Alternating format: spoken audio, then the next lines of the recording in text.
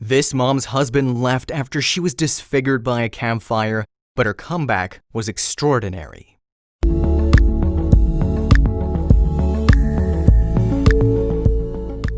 As Courtney Walden collapsed to the floor, the searing white heat of pain was unbearable.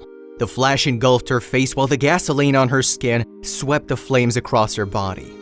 Just moments before, she and her husband had been enjoying a peaceful romantic evening in front of a campfire.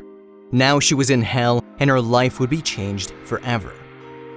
Medics only just managed to save the comprehensively burnt 27-year-old's life following the horrific incident in September 2016, but it came at a heavy personal cost for Walden. She lost her looks, her husband, and her home. The woman from Tallapoosa, Georgia, has injuries so severe she will never work again. Some people would have given up, but Walden vowed to find the strength to carry on, for the sake of her 5-year-old daughter, Caroline. Walden knew she'd have to face the considerable challenges of recovery, rehabilitation, and taking care of a small child alone when her husband of 4 months left her just 2 weeks after she got home from hospital. Mitch Cobb departed, telling Walden he couldn't handle her, leaving Walden homeless and jobless with no idea how she would pay for mounting medical bills and a roof over her daughter's head. Meanwhile, the word of her plight got around and the community of Tallapoosa began to rally round. The day that Walden's life changed forever will always be vivid in her memory. The young woman had been preparing to cook dinner for her new husband and herself over the heat from their backyard fire pit. However, the flames had seemed to flicker out. To remedy this, Cobb took a can of gasoline and swung it at the pit in an attempt to reignite the fire. Bad move. As the gas flew out of the can, some of it splashed on Walden, and just moments later, the fire flared up, swallowing her. The highly flammable liquid blazed across her face, arms, and body in milliseconds. She told People magazine, "Next thing I know, I was in gold-shivering flames." Walden recalled carrying out the stop, drop, and roll maneuver in a desperate bid to put herself out, to little effect. The gas-propelled fire had taken a firm hold, causing Walden excruciating pain as life-changing injuries were inflicted. Screaming and clawing at the flames, she shouted for someone to call 911. Walden has admitted that during the incident, she believed she was experiencing her own death. An ambulance raced up just minutes later, and the seriously burnt Walden was taken into the vehicle. As the stricken woman lay surrounded by medical equipment, she began to pray for her life, despite the overwhelming pain she was experiencing. Fortunately, the accident had occurred just a few miles from a hospital, and she was swiftly transported to its emergency room. Medical staff later told Walden that had the ambulance arrived even just 1 minute later, she would have been killed by the injuries caused by the inferno. As it was, she was critically injured.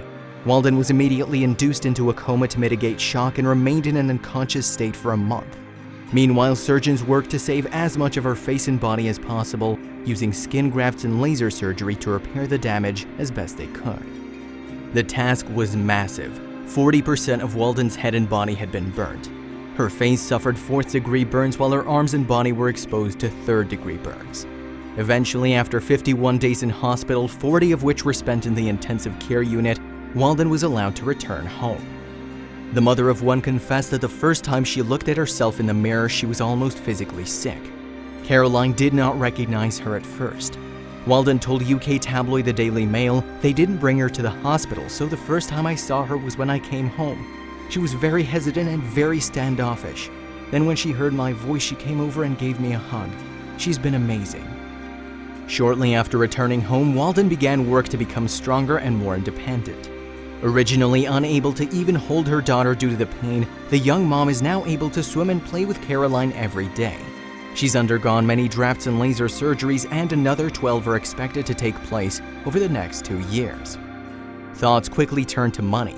Jobless and without a home, Walden and Caroline moved in with her parents. But her medical bills had now soared beyond $2 million, and this figure could only rise.